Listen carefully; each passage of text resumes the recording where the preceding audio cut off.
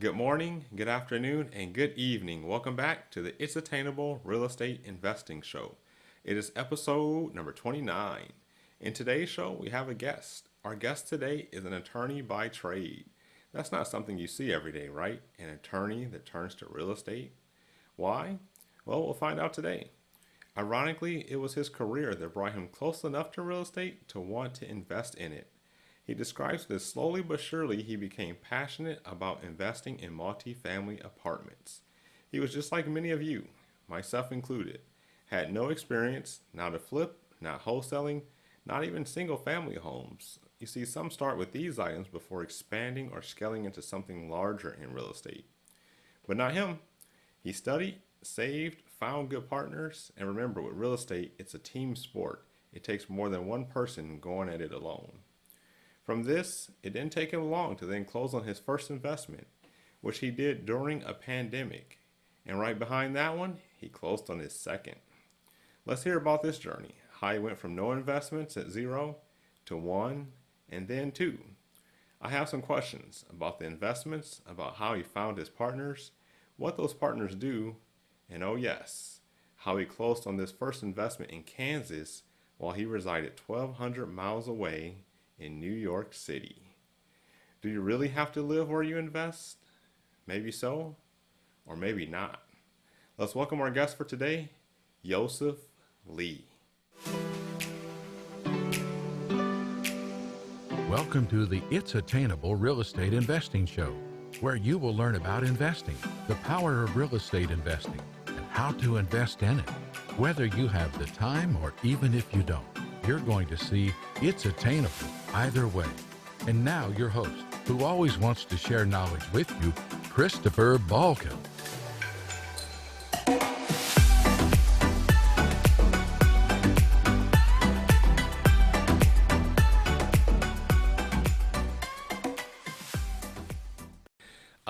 Well, let's start. You are an attorney by trade, is that right? That is correct. Yes. All right. Wow. So tell us about that a little bit. So I live in New York City and I work in New York City. Graduated law school in 2012, I'm sorry, and took New York and New Jersey bar and passed. In 2018, I took Florida bar and passed. So I have three licenses and I mainly practice personal injury litigation representing, injured victims like construction workers, trip and fall, or car Okay. accident type cases. So more court litigation. Okay. Awesome. Awesome. So I get New York, New Jersey, Florida. That's a stretch down the U.S. Border there. Why Florida? So Florida has a lot of construction cases going Ah, on, and I firm thought going to Florida and opening an office there will get us another businesses. So we're going down. We're trying to open a business. We actually opened an office down there, mhm. but that was right before COVID shut down, and we couldn't really go. So we've been just paying Wow. rent for the last year. Oh wow. Okay. Okay. All right. All right.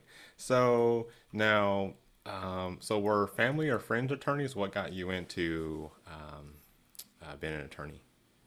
Just being an attorney. Well, initially, I never thought about being an attorney. I was just going to law school to learn how the legal system works. And actually, in the beginning, I was going to work for like a UN or State Department. And they said Okay. if I had advanced degree, like a law degree, then I will start with high ranking. So that was Ah. more motivation. And I went to law school, and reality, I just stayed where I was working and became an attorney. Ah. Okay. Okay. Nice. Nice. Nice. All right. All right. Now I think I read that as an attorney, it brought you closer to real estate somehow. So to be frank, I wasn't really involved in real estate per se as an attorney, Mm-hmm. but one time I represented a South Korean syndicated private fund, and they were Ah. trying to buy New York City condos in bulk. It was like Oh. about $10 million worth of transactions. So I was able to watch how the Korean fund was syndicated. They came to the US and buying New York City condos. I was representing the New York buyer side. Okay. So in that sense, yes, I got some taste. But then the reality, the legal and business skill set that I was trained from practicing law, it actually attracted my partnership when I went to a multifamily business. So in that way, it kind of helped me to, I guess, expedite my journey. Okay, okay, awesome, awesome. Okay, so I get what brought you into real estate now. So what were your initial goals when you got into real estate? Okay, so from the beginning, I got into multifamily because the benefits that multifamily was offering, I couldn't just pass it. Initially, my goal was I set it up in back in December 2019 Okay. to close my first deal in multifamily, and that was about 10 plus units in 2020. That was my first goal. Ah, okay. And recently, I just found a piece of paper that I wrote back in December 2019, and it was actually the goal was by February 2021 to close my first deal. So I Nice, was a little nice. confused there, but I think I was able to make it. Yes, yes, I think we're going to learn that. Yeah, you made it. Times two, I think. Yes. Now, so okay, so attorney, I get how you kind of learned a little bit about real estate and that syndicate you were representing. Now, what made you say, okay, I'm an attorney, but I also want to do something else in addition to? Okay. So it all started reading this book, Robert Kiyosaki's Rich Dad and Poor Dad. I don't know if you read it. It's like a Oh, Bible, right? We all yeah, know. oh, nice, nice. And I realized I was actually one of the reds in the book, right? In the race. Because I was W-2 employee, regardless of how much money I make, even though I'm an attorney, right? I realized for the first 3 or 4 months of each year, I work essentially for free to feed the government by paying income taxes. So if you think about it, I was really scared. Like, wow, it's true. Like 3, 4 months out of year, I'm actually working for free. And I was freaking out. And also I realized there are many ways to write off tax liabilities, but because I was W-2, I couldn't do that. So that's when I thought about, okay, I have to either do businessman or some sort of investor eventually so that I could build passive income stream with tax benefits to achieve financial freedom. Because now my job is making an active income. Basically, I trade my time and sweat with money. And we only have so much time, right? We can't forever trade it. So Right. yeah, that's when I got hooked up with this cash flowing, a multifamily passive income. Yeah, and 2019, I finally landed on multifamily apartment investing. After vetting some other vehicles like stocks, I tried some V8s, mutual funds, and realized okay, multifamily investing is the way to go. Nice, nice. I'm smiling here because it's exciting to hear these stories. Now, why multifamily? You mentioned that multifamily. You jump right into that part of real estate. Why? What benefits do you see there? So I will say there are a couple of benefits. So basically, a couple of things like first of all, it's a basic human need, right? We have food, clothing, and apartments, home, basically. So demand is always there because it's a basic human need. And demographic shiftings, like baby boomers are downsizing, millennials are not buying homes anymore. They want the amenities, they want to go to apartment, convenience. Another thing, cash flow, monthly or quarterly checks, it's just coming in. It's just like dividend. And it's also hedge against inflation. Inflation in general, inflation rate in the US is 2-3% each year. Mm-hmm. But think about it. When you open a savings account, how much interest do they give you when you put your money in? Like 1%? So If that. basically, by saving the cash in the savings account, you're losing the value over time. But as opposed to that, national rent growth is about 3 to 4%. So it's better than inflation. So that way you can hedge the inflation. Um, Scalability, like obviously having, let's say, 10, 20 single family homes scattered all over, as opposed to managing 10, 20 units under one roof. Obviously easier, right? Um, what else? Tax benefits. We utilize something called cost segregation Mm. to have extra depreciation paper loss so that we could eventually turn the passive income that we received from the apartment tax free. Wow. So income. So you said some so income that's tax free. So touch on that just a little bit.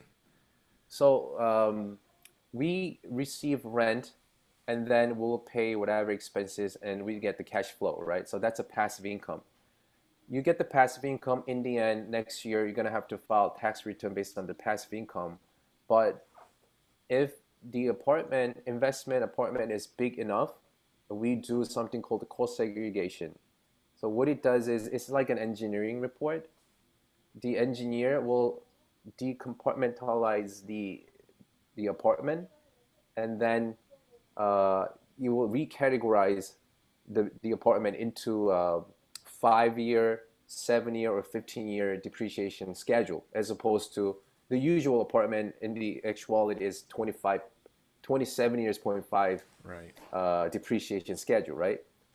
And by doing so, you're actually accelerating the depreciation upfront with the bonus depreciation. You could have like chunk of paper loss upfront, and then you use that to offset your tax liability, and whatever left over, it will be rolled over to the next year and next year. So Okay. that way Okay. you I can got you you. can save tax. Okay. So the income comes in, and you have the cross segregation among other expenses, including depreciation, and because of that, the cost goes down to nothing in terms of taxes because all you Yes. have is just the income. Awesome, Yes. awesome. Okay, so tax savings. I know we could have a whole hour long discussion just on taxes, so I won't take all of your time and the listeners' time, but we'll move on. So you are right on time there. You are a family man, right? I I think I am. re- Yes, I am. Nice, nice, nice, nice. So what is your how? So I think I saw that you have two daughters. How old is the family? How old are your daughters? So they are 8 and 10. Okay. Very active. They just started playing guitar, so they're having fun. And Nice, nice, nice. So the daughters they're too young to know what's going on with the real estate, but in general, how are you balancing like working life, or have they noticed the difference between um, home and attorney Yosef versus some other time you have to put in, not another full-time job, but other time you have to put in with real estate? okay, well, very interesting because I was just having that conversation with a friend of mine who's a doctor, and he was asking me the same question, like, how do you do that? How do you juggle, right? I think I always have this mind of feeling like a little bit of guilty feeling to I think my girls because I can spend enough time as much as I can, right? Because I'm Hmm. always busy, I always work, I always have like Zoom calls after work when I got home, and now they know that I have scheduled Zoom calls. So even today, they were asking like, "So, Dad, like, how many Zoom calls do you have tonight?" Right? So I guess the way I could balance out is to focus on the quality time as opposed to quantity. Mm, Uh, yep, and that's a good point. if, though it's like 30 minutes an hour, I'll try to just listen to them and ask them questions and trying to be engaged in conversation and just to understand what they're going through. Okay, that's a good point. Quality, I guess, more so dedicated time versus a quantity of time and maybe being distracted with other things. So, all right, nice, Yes. nice. All right, awesome. Now, so how did they react when your, I guess, other overall family and friends, how did they react when you said you were going to venture into doing a little bit of real estate? All right, so I'm gonna start from the beginning. Okay. So, well, including my family, my friends, they didn't understand the concept of cash flowing multifamily investing because New York City is just so appreciation market, right? Mm, So all my friends, what they know about real estate is buying low and selling high, make okay. money, pay tax. That's it, right? But then Mm-hmm. to me, it's like, all right, but it's gone now. You gotta find another one, Yep. right? And simply put, all they know is like flipping single or duplexes. So when I told them about the concept of cash flowing multifamily, like you can buy a piece of big apartment together with other partners through something called syndication or joint venture. They didn't really get it, and they were not interested in the beginning. So I said, you know what? I am, and then they were like, you sure these guys are legit? Like they were questioning, like, you do what? You do mastermind? So I'm like, yeah. And then so that's when I sort of gave up on trying to convince them what I'm trying to do, right? Okay. And I just told them, you know what, just watch me, okay? I'm not gonna argue with you. Yeah. So as I consistently posted and pursued this journey over social media and other emails and all that, they started noticing things, and then they started asking me some questions like, "Hey, Yosef, what is this that you're doing? Tell me more about it, because I saw it." So slowly, like that, over the months, they are asking things, and finally, after closing my first deal in back in December 2020, this whole atmosphere was totally changed, and people started reaching out to me. And after my second deal, a couple of friends actually invested in the deal as an LP. So Awesome. it was like a win for me. Wow. So check that out. So they went from questioning it, not understanding it, just seeing people see flips on TV. We all know somebody probably by now that's done something in real estate, whether it was a Hmm. flip or some type of property along the way. And then TV, HGTV, and other shows, DIY, they talk a lot about flipping. That's really like all they talk about. There's no investment part of the business. Every now and then you hear the flippers mention, we'll keep Right. it as a rental, but it's like that's like their secondary option. But ideally, we know that they're probably most of them will probably have some rentals for their investments too. Because otherwise, like you said, after you flip it, at the end of one of the shows, they say, "Time to find a new house to flip," and that's true because now what you sold it and great, you got this chunk of money, but that one chunk of money, whatever it is, probably isn't enough to live on forever. Let Right. alone whatever your other goals are, which such as generational wealth or passing down money to family and kids and things like that. It's not enough. Whatever that number is, it's probably not enough to do all that. And Yes, I so agree. yeah, I get it. I get it. The investment side of it. So imagine that. So they started out, they doubted it, they didn't understand it, and then down the line, they actually came alongside you and became a partner and invested with you. So that's amazing. Right, right. So yeah, I felt really great about that. Yeah. So you're helping them. They started out and then they were able to learn from you and grow their own wealth along the way too. Awesome. Now, I saw we're going to get into your deals in just a moment, but in terms of education, so I saw that you really felt strongly about educating yourself when it comes to real estate. How do you do that? Okay, so well, I'll say I'll divide education before I joined the mastermind, because I joined one, Okay. and after the mastermind. So before, I was reading books and articles and listening to the podcast and watching the YouTube videos. All good, right? It's Hmm. not rocket science, Chris. Yes. It's something that if we put enough hours, we all can memorize and know what it means, right? Right. But what I was lacking was the action part. So Okay. I still believe that education is not taking an action. It's not equivalent to action taking, because to me it was more of passively just absorbing the information. So after I joined the mastermind, the group, it became more action oriented education. So it came with more step by step strategic planning, pulling the trigger, one on one accountability coaching, talking to the coaches about how to analyze the deals, and actually networking with a group of highly motivated, like minded individuals, and starting my own virtual meetups, meeting people, and trying to add value. And the growth was exponential through this Okay. take action taking. So you see the education, the data being applied to the actual actions, and I think these two things are happening simultaneously. So I can't really separate education and action, because you learn through taking an action as well. So that's why I said it comes before joining the group and after joining the group. Okay. So the books, I'm taking some notes here, so that's why I'm looking down. But the books, the podcast, YouTube started out there, but then that mastermind group, I think you said being around other like-minded individuals, who kind of hold you accountable for things that you're supposed to be doing or say you're going to do that help you along the way. Hmm. Yes, definitely. Critical Okay, part. awesome, awesome. Now, okay, so on to this first investment because I think that brings us right up to the investment.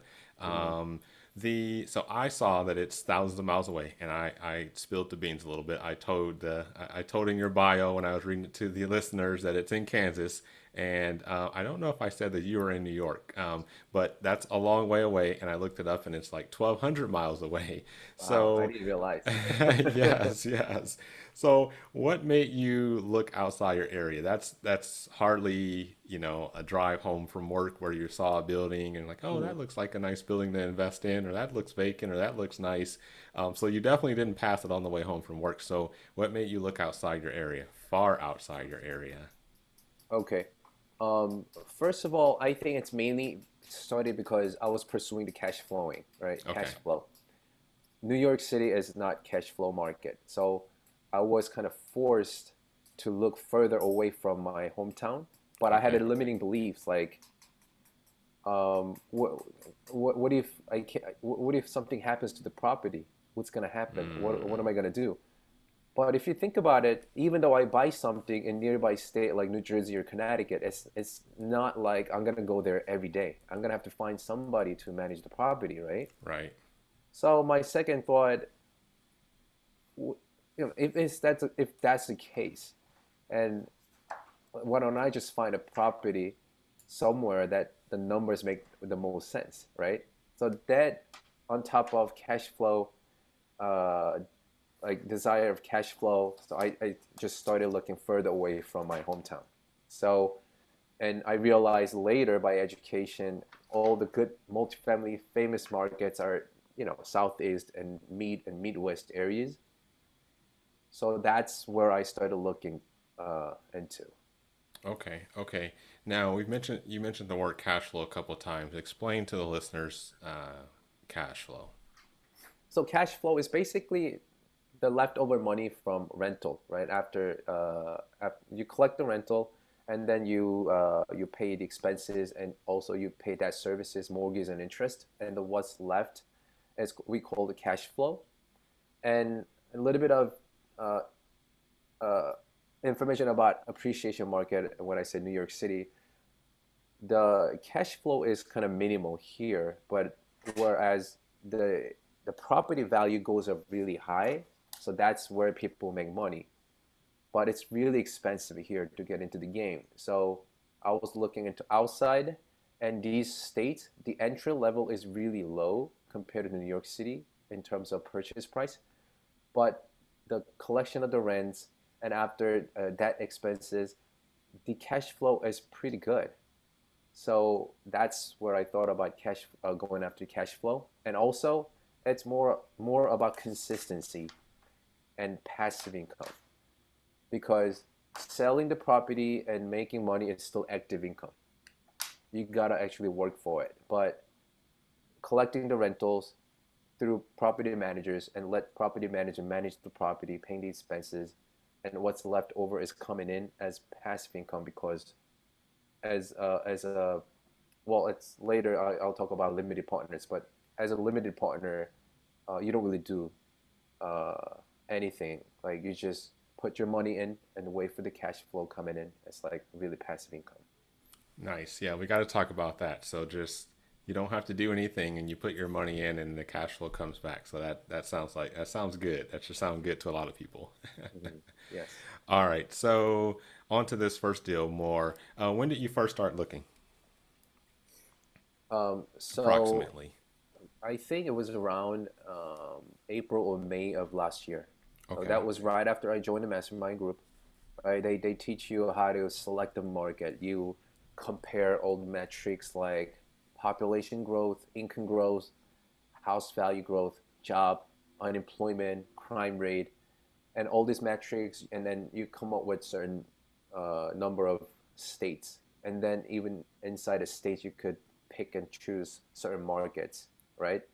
So that's how I started looking into the markets, and I picked Tennessee first. Okay. So I started looking into the deals in Tennessee. Okay. Yeah, Nice, nice. around May or April of last year. Okay, so April, May, and that's 2020 or 2021 now. So about a year from ago from now. Okay, awesome. And so, did you have? I think I saw that you had partners in this opportunity in this Yes. investment. Okay, what were the roles of the partners? Like, what? Tell us about that partnership.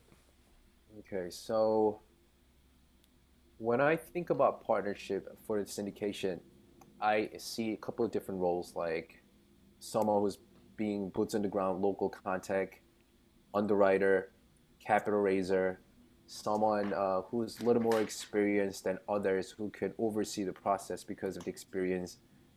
So these couple of roles are I consider as the core partnership member. Doesn't have to be 4 or 5 people. 2 people can probably take down the roles, or 3 people can share the roles.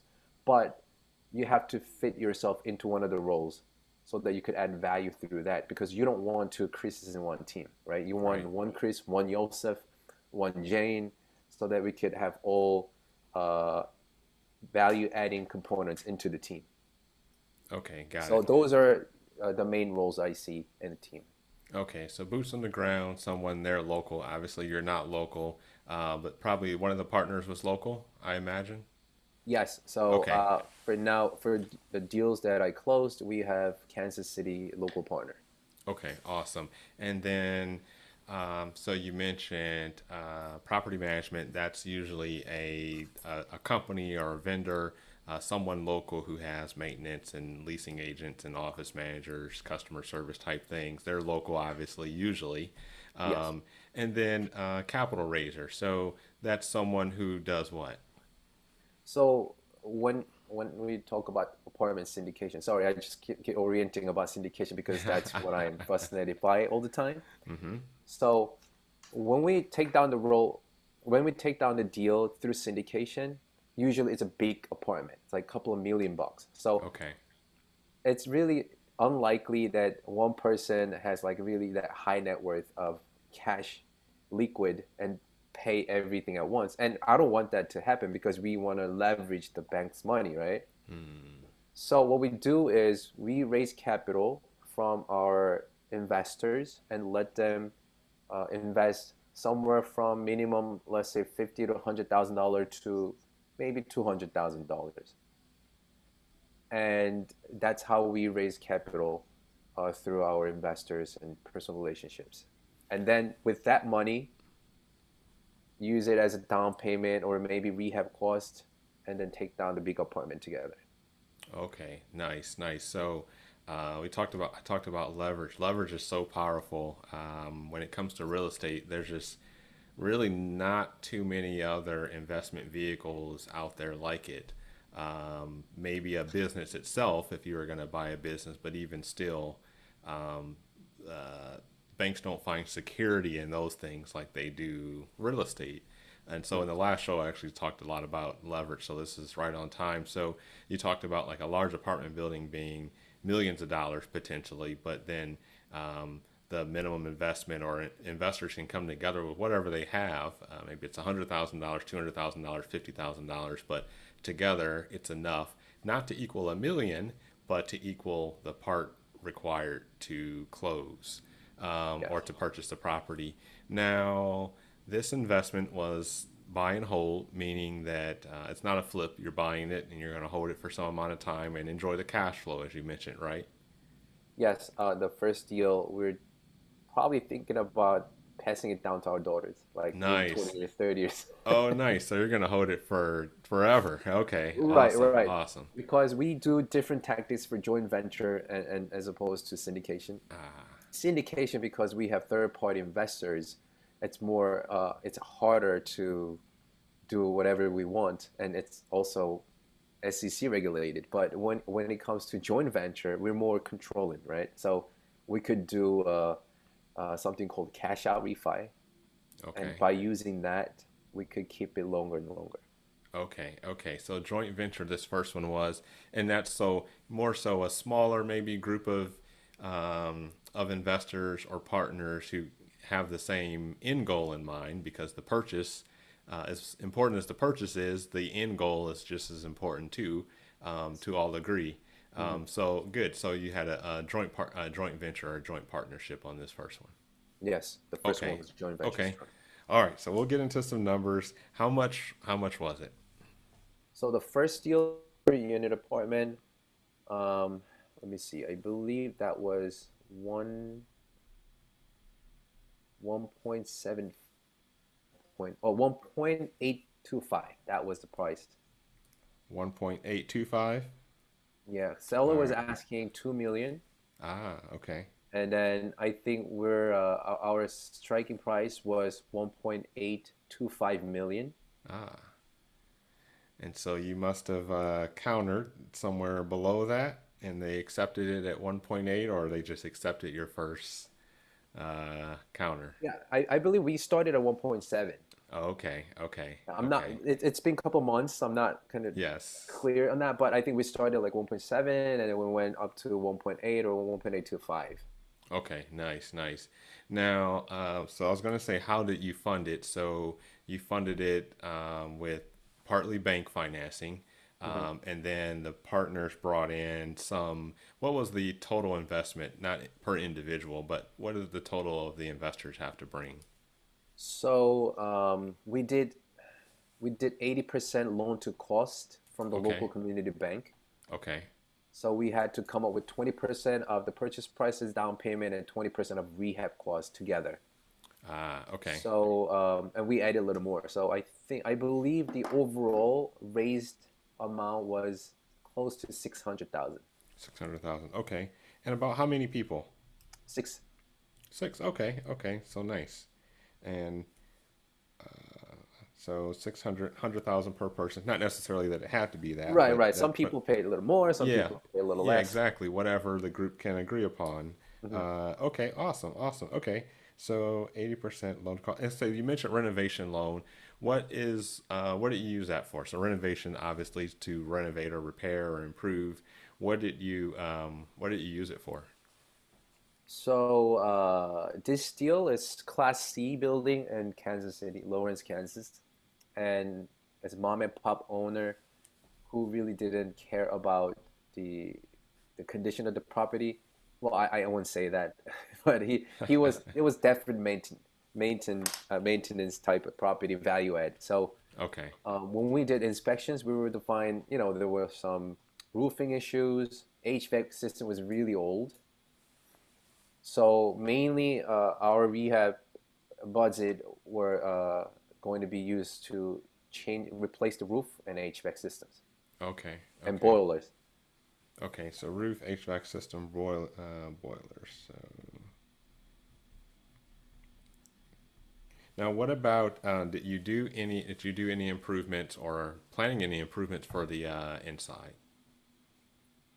So inside, the in terms of units? human units, right? Yes. Yes. So again, these are not fancy or any improved units. There is a part where we need to work on, obviously. So our goal was to actually turn and improve at least like 10 to 15 units Okay. over the Awesome. next 2 years. Okay. So actually, we upgraded one unit and we turned 2 units by now, Okay. and then we were able to raise the rent, and it's going well in terms of business plan wise. And so when you raise the rents, and I'll try to explain it to the listeners.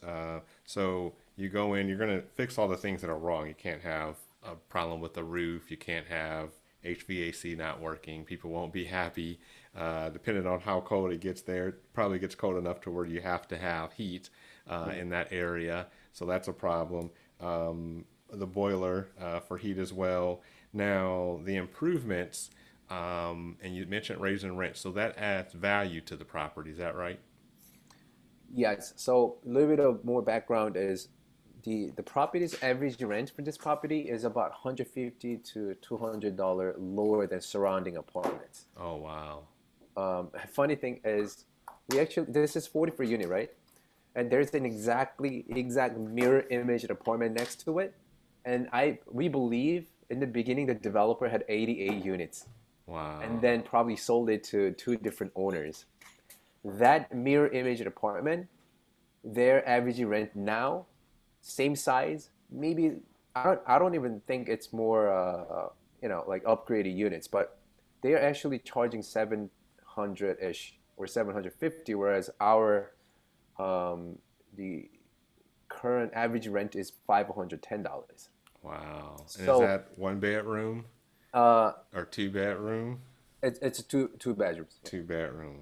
Yeah. Wow. So $200 difference just um so you could get the rent closer to that market of maybe if that even is market without having to do anything.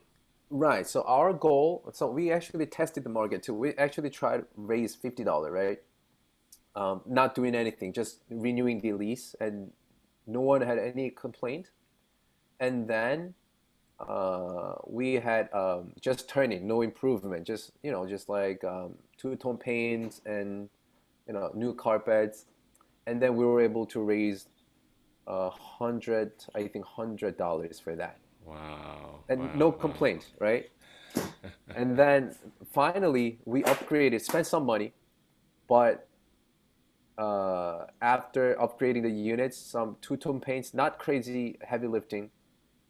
We changed the luxury vinyl plank, and we changed the door and doorknobs, and we raised $300, and we need to Wow. find a tenant for that. So our plan for the next 2 years is just to turn everything, like 44 Okay. units, and raise all the rents up to about 700 or 800 market rent. Wow. And so you didn't have any trouble finding the tenant for the one that was 300 more, so five, six, So actually, seven, the eight. tenant was already one of the tenants in other units, and they saw the units being upgraded, and they wanted to move in. Awesome. Wow. So you didn't have to do any marketing. You just No, they no. That's crazy. That's awesome. Okay. So yeah, that's the slam dunk deal for sure. Because yeah, you can add value to the property without even raise the rents without even having to invest anything besides just buying the building. Now, so explain what do you think the value after you do 10 or 12 units, what do you think the value is going to be? So you purchased it for 1.8 and so $1,800,000. What do you think it's going to be even just after 10 units? Oh, so I'm just gonna add on to the purchase price. So Oh, after inspection, we found that there are some, we told them their roof is really old, HVAC is really old, and plumbing and molding issues, mildew and termite, all that. So seller said he's gonna take care of the plumbings and mildews and termites and all that. So he did. So he fixed it and all that. But then we were complaining about roof and HVAC system were really old. We told him like to fix it before closing, mm-hmm.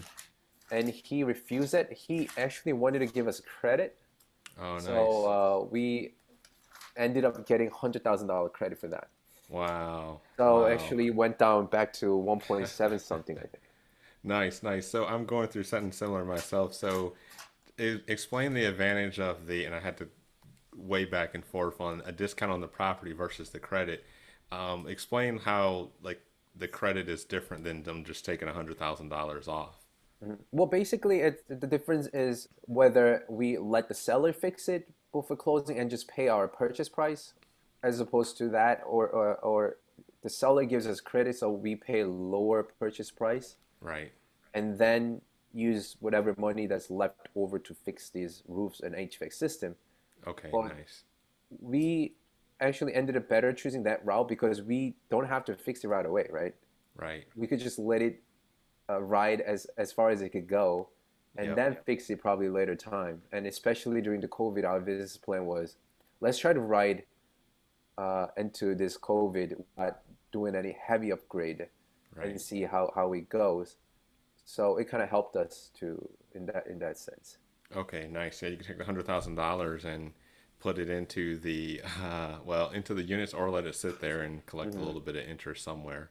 Hmm. Awesome, awesome. Right. Now, so And what do you think it's going to be worth after you renovate 10, 12 units? okay, so I will just stick to our business plan of turning all 44 units because I Oh, think it's okay. very doable. So if we calculate just raising the rent. Let's just say we were able to raise 150. I think I'm confident we could do 200 or 250. Okay. But let's just say for the sake of being conservative, 150, right? Yep. So if you raise 150 of 44 times 44 is 6,600 per month. And Wow. if you do it times 12, it's 79,200. And here's the Wow. kicker. We consider this area to be like 7 or 8 cap area. So if just apply 7 cap, now, hold on, 72. Sorry, let me. I'm gonna do it with you. Mhm. It sounds I'm like an just running awesome my number. calculator.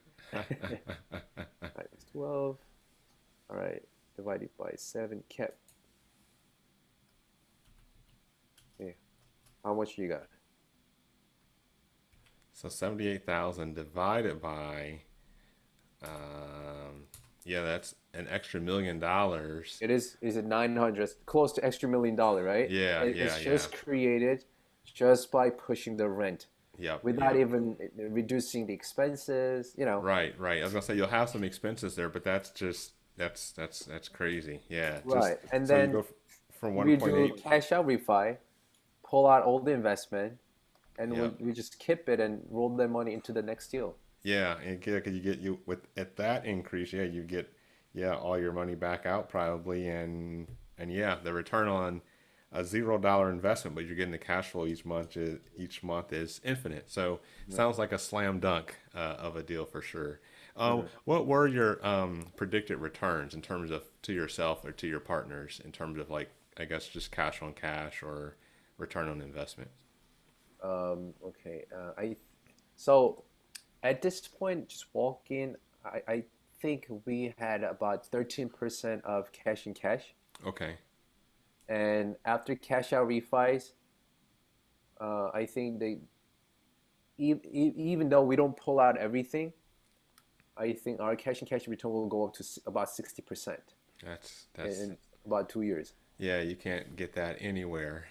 Even the 13% is awesome because, yeah, where can you get 13%? You know, on your Mhm. potentially the equities market, so stocks, if you can, pick the right ones and stay on the right side of the downturns.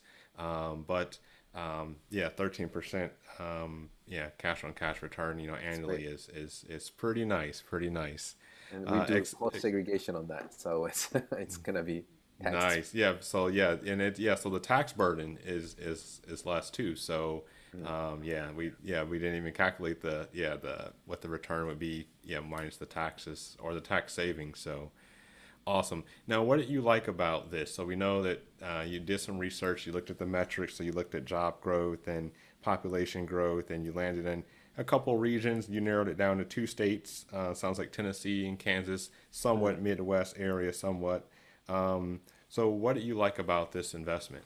Obviously, I like that the rents were $200 below the property next door, but what did you like about it?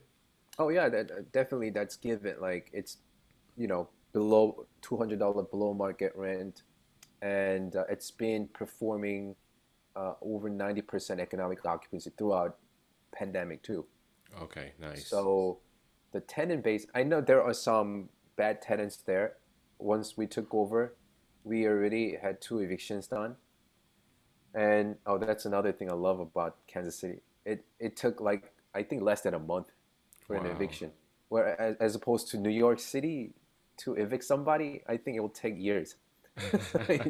You I had just I had someone on a couple shows ago, Nicole, she's from New York as well, and yeah, it took a long time. I got to look back at my notes, but yeah, it took a long it was it she had said it takes a while there. So, what would you say, Nicole? yes, Is that the yes. Nicole I know? Nicole, what's her name? Pen. Yeah, yeah, small Oh, I world. know her. Yes, yes, We are in the awesome. same mastermind. Oh, wow, check that out. Now, I did not know that. That's awesome. Wow. See, we're the players. Yes, I'm just yes, kidding. yes, yes. Yo, for sure.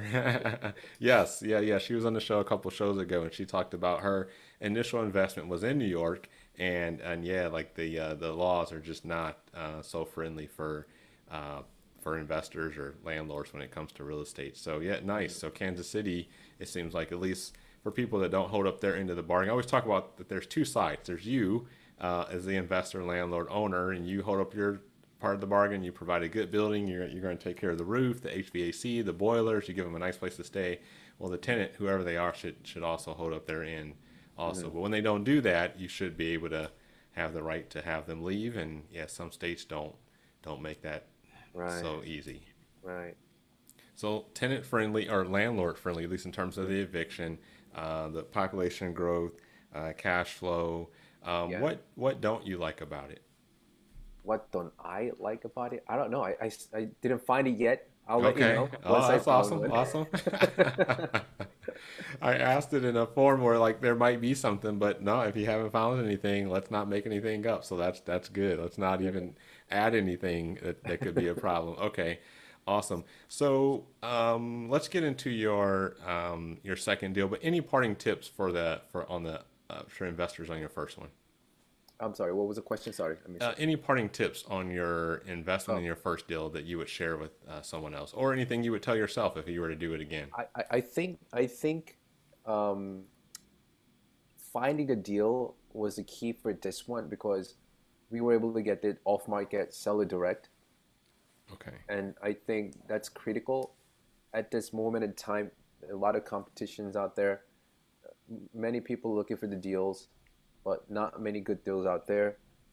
What happens is the brokers, they before putting it out on the market, they will contact in their inner network if anybody can close this before bringing it into the market. So if you just wait until something comes out of the market, you're not going to see these good deals. Mm-hmm. So my I think one takeaway I could give out is try to maintain good broker relationship so that you could be on the list of his inner circle. Okay. So find it off market, or at least before it hits the public MLS, and then a good broker relationship. What now? Did you find this one through a broker or direct to seller? This one was we found it through one of the local partner's friend who knew the Nice. seller. So he worked as a consultant, Okay. and then he brought the deal. So we gave him a finder's fee, and then we were just talking to the seller directly.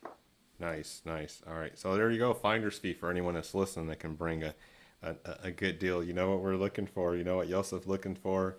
Hmm. So below market rents, Midwest growing markets. So Midwest or Southeast, somewhere where the Uh, population's growth, there's job growth. yeah. Let them know. Okay. So let's get to the second one. So the second one is where? So second one is in Kansas too, but Oh, nice. it's a moving city. It's right near the city called Wichita. Okay. So the first thing I think of is like, is there any efficiencies there? Is that close enough to? I didn't look at this one on the map between Mhm. the two. Is it close enough to leverage the same property management No, or? Okay. no, it's about 3 hours away Ah, from this first property. So we have different property manager there. okay. Okay. But Wichita itself is also it's a fairly big city. The metro statistic area population is over 600,000. Okay. And then from the downtown Wichita, our property is only about 30 minutes away. Okay. Nice. Nice. And job growth and population growth has been consistent. Okay. Good. Good. Wichita. All right. Okay. So, was this one a joint venture or was this one something different? This one we did as a syndication. Okay. So tell me about that one. That sounds a little different. Sure. So syndication as opposed to joint venture. Joint venture, everybody is general partner, so you're going to be liable. But syndication, we have two different groups, mainly GPs. There are sponsor groups. They find a deal, vet the deal, inspect it, put it on the contract by paying earnest money deposit, and they inspect the deal, making sure it's a good deal, and then bring it to the table for the investors. And these investors are called limited partners. They just put their money in, and in return for their investment. Okay. So Okay. these two groups are essentially playing different roles. One group actually runs the show. The other group puts the money in. And whatever money the GP group spent in the beginning to find this deal, if the deal gets closed, we'll be reimbursed by the money raised. Okay. So it's truly using other people's money. So Got that's it. what the difference between joint venture, because joint venture you are likely to put your own money, but you only have so much money. You can't just keep joint venturing, right? So at one point, I think uh, I was forced to do syndication, and then you to use other people's money. I think it's true wealth creation, sort of. Okay, awesome, awesome. So syndication, you're bringing in not maybe a small, could still be a small group. It sounds like a syndication, depending on, but it's not you and maybe colleagues. Maybe it could be, I guess. But the syndication is there's the two groups. The general partner, you're the decision makers. You have a lot of skin in the game. You're putting the deal together. You're making it work. You're liable. But then there's this other group of limited partners who are kind of investing. Sounds like something like stocks, where we can go on E-Trade or call our broker or our financial person and say, I want to buy however many shares of this stock, but I don't have any decision making in that company. Right, right. What's a good part is you can, as a limited partner, you can still enjoy the cost segregation study benefit, and you get the paper loss, and it will flow through your personal tax income and wipe out your, you know, Oh, passive income tax liability too. nice, nice, nice. Okay, okay. And so, how many units was this one? This one is 68 unit. 68. So he went up. Nice. And what's the plan for this one? So this property is fairly nice, B class in a very nice B area, 1999 vintage. So when we did an inspection, we didn't really find anything too distressed or anything. So there was some fence issues, which I think we got some credits to fix it. But other than that, the property itself was very nice, and the area is very quiet and nice area. Next to it is like a high school, and Okay. household income, median household income in Move-in City is like over 70,000. Okay. So it's Wow. it's a it's a good area, and so yeah, the property itself was maintained well. Okay. So our business plan for this property is more of um, hold it for cash flow, more safer deal because it's not heavy value add, but still there these the average rent was about 100 to $150 lower than the other comps. Okay. So we could still add value through raising the rent, but overall, it's very good, well maintained property. Okay. Good. Good. And so you'll be able to raise the rents, increase the value, and then either sell or cash out, refi, and return some of the capital to the investors. Yes. Awesome. Awesome. And how much did this one cost? I believe this one was over 4 million, four Okay. point something million. Wow. All right. So a couple units more, but a whole lot more as well. So the rents must be a little higher in that area, probably. Um, Maybe bigger units. Yes, bigger Okay. units. Okay. We have two, mainly about six. I think over 60% of the unit mix is 2 or 3 bedrooms. Oh, nice. Nice. Nice. Okay. Good. Good. And for those listening, the larger units bring in more rent. So 2 bedroom, 3 bedroom, those are, yeah, awesome. Three are hard to find, hard to Right, come right. by. But yeah, so the idea is to usually have a nice mix to where you can have more twos and threes than you have ones, if you're searching. And in case you're searching for deals for Yosef. Yes, Two- yes. there you go. Okay, so that's nice. Now the return on investment for the what for the investors? How many investors was it? So far, I've counted. I think a couple of days ago. It's about 30 people. 30 people. Wow. So 30 people can come together and buy an apartment building that's $4 million. There we go. Mhm. And the average, or if you were to just take a rough number on the well, how much did they have to raise for the So the raise initial? we raised was 2.1 million was the raise, I think. Yeah. 2.1. All right. All right. Well, that family's calling, so we'll get you out of here here in a moment. So 2.1 million, and that went towards the down payment for the property. Was there some renovation in there? No, actually, like I said, it's a very good property, so no renovation was ever done yet. Okay. It's recently, I think we're filling in almost 100% occupancy on this one. Wow. Wow. Now, Now, yeah. how is this one funded? So a bank loan, because there's if the property was 4 million, you put in 2.1. There's a gap of 2 million, obviously. So how was this one funded? So that's when we did capital raising through private investors. Okay. So we did a couple of deal presentation, and through our personal network, we were able to raise about 2 million. We need I think one. We need little lower than 2 million to close.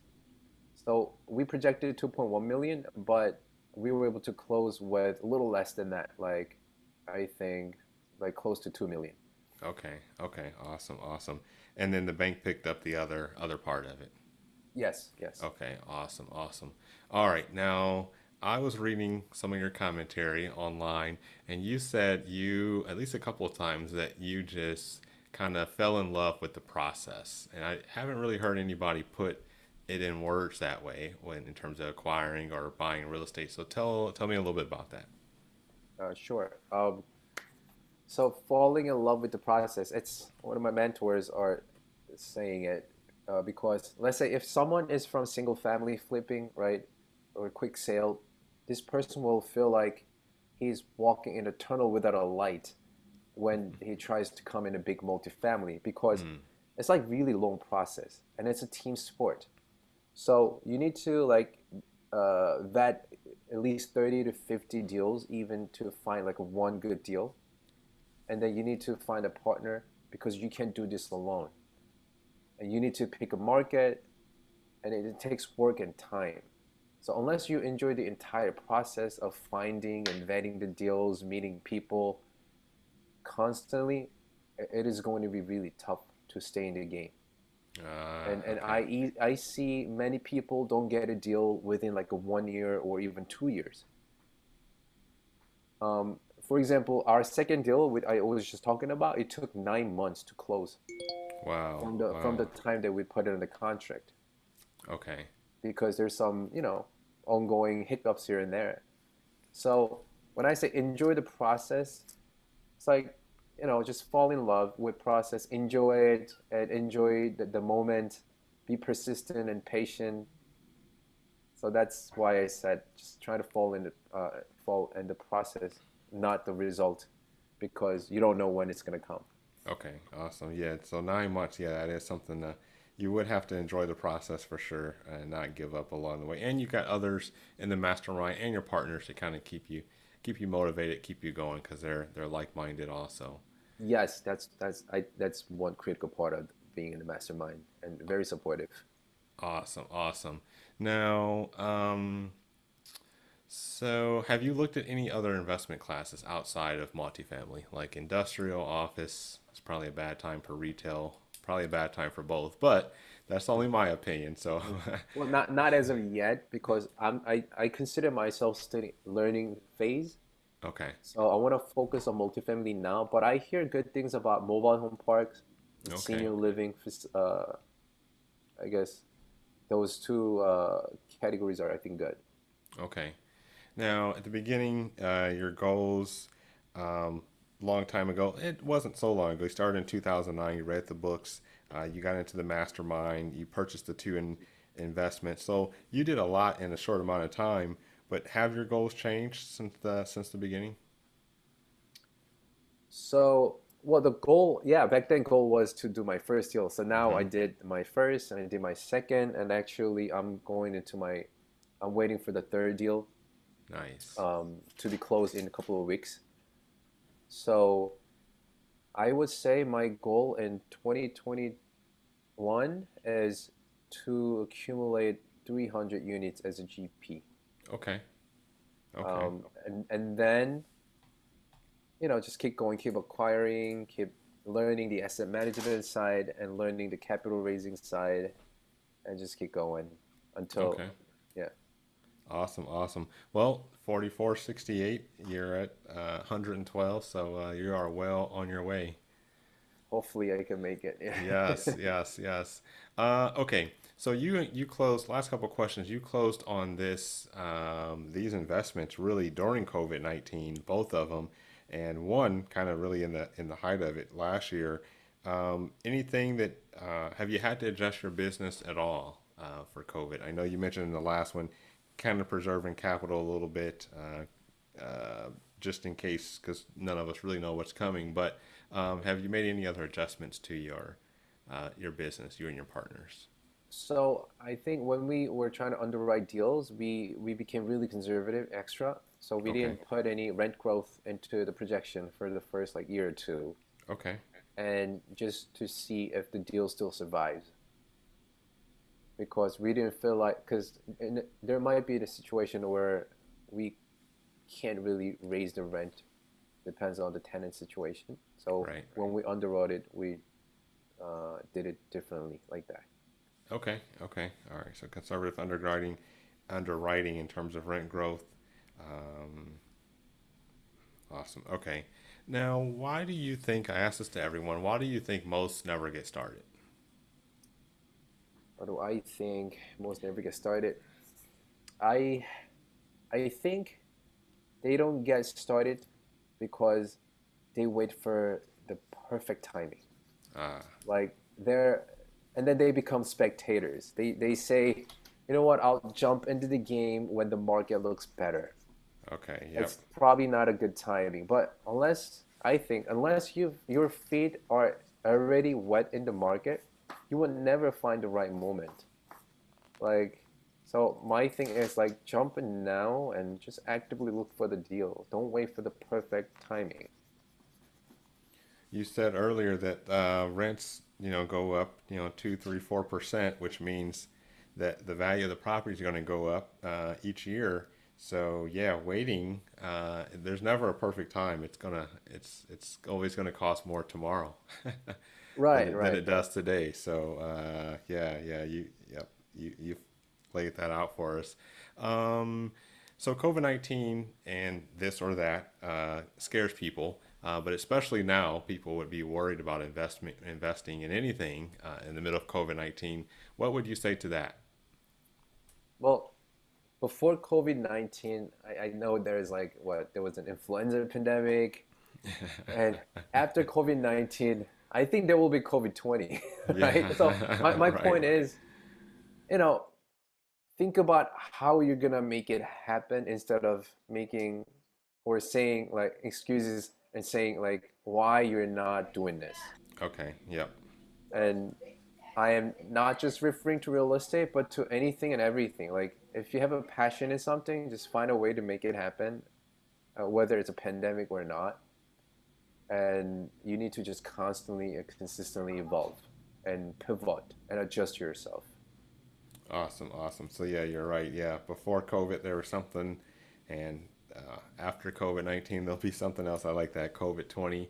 There's always going to be something. So yeah, real estate or not, just stay at it. Okay. Last thing. How can listeners get in contact with you? And is there anything they can help you with?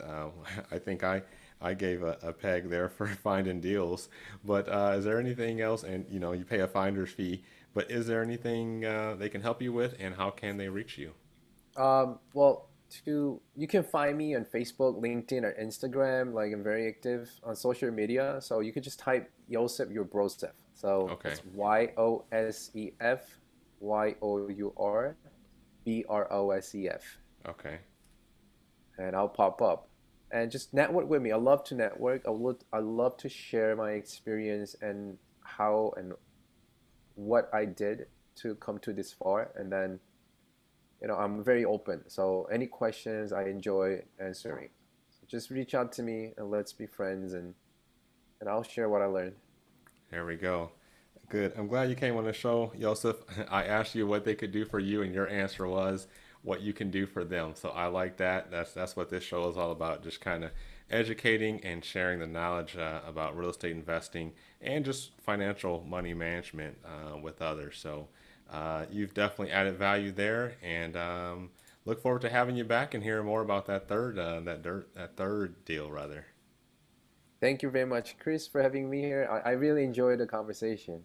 Yes, And yes, I me think you're too. the first one. I didn't do many podcasts, but you're the first one like who really read my posting through and all the comments and created all these questions, and I was very impressed.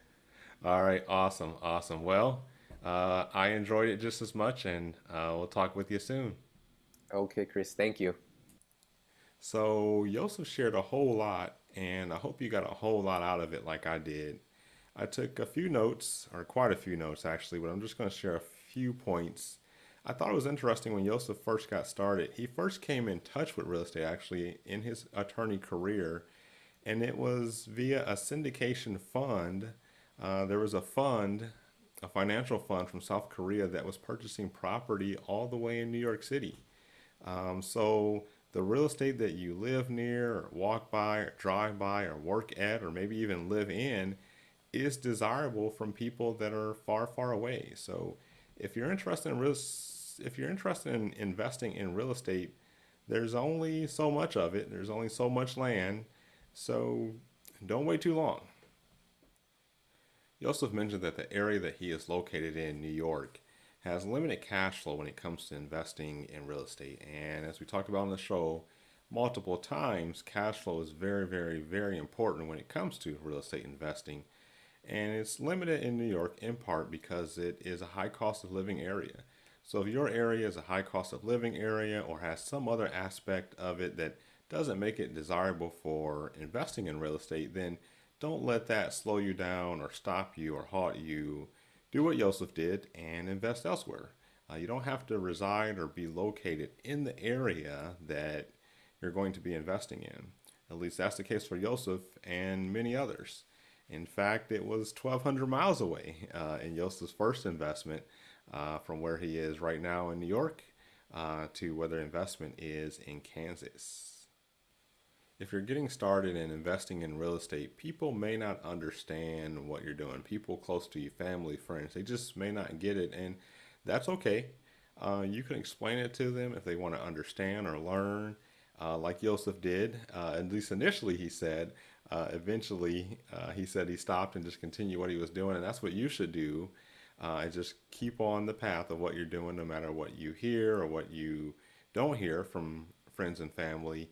And in his case, he did keep going, and some of them actually joined him. So just keep at it. Now, on to Yosef's deals, and these were awesome deals, slam dunks, we call it kind of in this industry. He was able to raise the value of his property, or he will be able to raise the value of his property just because the rents were so far behind.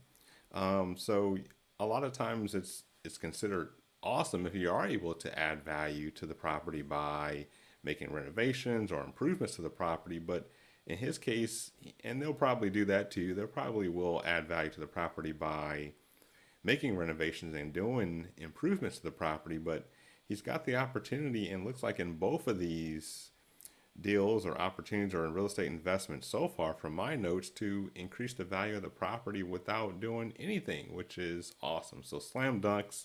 I hope he finds many more properties like that, and he'll continue to be well on his way. Now, speaking of those properties, Yosef did this during COVID-19. So right in the middle of it was one transaction, and hopefully we're on our way out of it.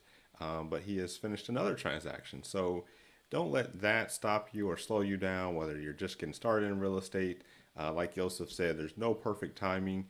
Don't get stuck being a spectator. It's not an on and off thing where you can just jump in when the market is right. I don't know if the market is ever right. As Joseph said, this is COVID 19. There were things that happened before COVID 19. There's going to be things that happen after COVID 19. Hopefully, there's no COVID 20, but I'm sure there will be something. So don't get stuck being on the sideline or a spectator or waiting for the perfect time. I'll tell you that there is no perfect time. The only thing you can guarantee is that the cost to get into real estate investing is going to be more tomorrow than it is today. That is for sure. And you can protect yourself. You don't have to make it a gamble to invest in real estate in the middle of a pandemic or whatever the next thing might be going on in the world, there's precautions you can take. Yosef, for example, chose to be conservative in his rent growth projections. So as you put together your business plan, or you look at the business plan of others, if you're investing passively in a real estate investment, he chose to look at rent growth and not project any for a couple years. So that is a conservative measure. So instead of 2 or 3 or 4% rent growth, he showed it as flat, 0%. So that, in his mind, and I would agree, is a way to go about and protecting yourself when it comes to investing in real estate in an economic downturn or in the middle of a pandemic, which this is not quite an economic downturn, but it's been up and down for sure. Now, if you want to get in touch with Yosef, you can reach him just as he said on any of the social media platforms by searching Yosef, Your Brosef, Yosef, YOURBROSEF. I'm showing it on the screen on any of the social media platforms, Facebook, Instagram, or LinkedIn. If you've got questions for the show or you want to get in contact with me, I'm at neelyrealty.com/engage. That's NILEE realty.com/engage. Lastly, and always, if you found this show helpful, share it with someone else. And I'll see them and you back here next time on the It's Attainable Real Estate Investing Show. You have been listening to the It's Attainable Real Estate Investing Show, sharing transparent knowledge on investing and the powerful impact real estate investing can have on your wealth and lifestyle. Follow or subscribe to the show using your favorite podcast app so you'll know firsthand when a new show is released, or visit neelyrealty.com/podcast and see the show there. That's NILEE realty.com/podcast.